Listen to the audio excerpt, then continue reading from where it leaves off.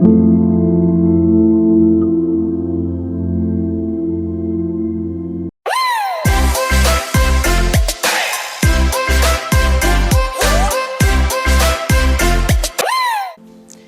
മിശിഹായ്ക്ക് സ്തുതിയായിരിക്കട്ടെ. കുരിശിൻ്റെ ചരിത്രം വിശുദ്ധിയുടെയും ത്യാഗത്തിൻ്റെയും ഭക്തിയുടെയും പ്രതീകമാണ് വിശുദ്ധ കുരിശ്.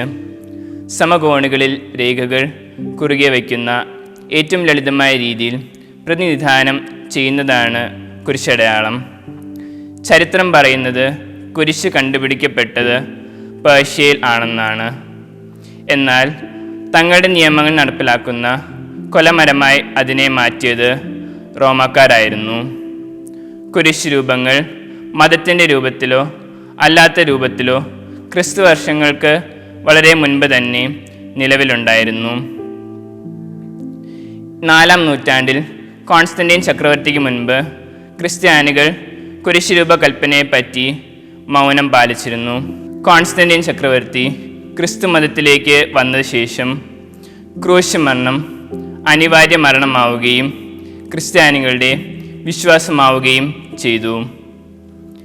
AD 325 നിഖ്യ കൗൺസിലിന് ശേഷമാണ് കുരിശ് ത്യാഗത്തിൻ്റെ ചിഹ്നവും പിന്നെ ക്രൈസ്തവത്വത്തിൻ്റെ ചിഹ്നവുമായി അറിയപ്പെടാൻ തുടങ്ങിയത്.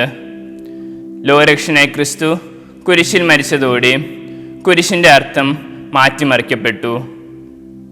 അതുവരെ പ്രാകൃത മതത്തിൻ്റെ ചിഹ്നവും രാഷ്ട്രീയ അടിമകളെയും കൊള്ളക്കാരെയും തൂക്കിക്കൊല്ലാൻ ഉപയോഗിച്ചിരുന്ന കുരിശിന് പുതിയൊരു മാനം സൃഷ്ടിക്കപ്പെട്ടു. കുരിശിൻ്റെ നെടുകെയുള്ള കാൽ ദൈവത്തിൻ്റെയും മനുഷ്യരുടെയും തമ്മിലുള്ള ബന്ധത്തെ സൂചിപ്പിക്കുന്നു. കുറുകെയുള്ള കാല് മനുഷ്യരുടെയും തമ്മിലുള്ള ബന്ധത്തെ സൂചിപ്പിക്കുന്നു.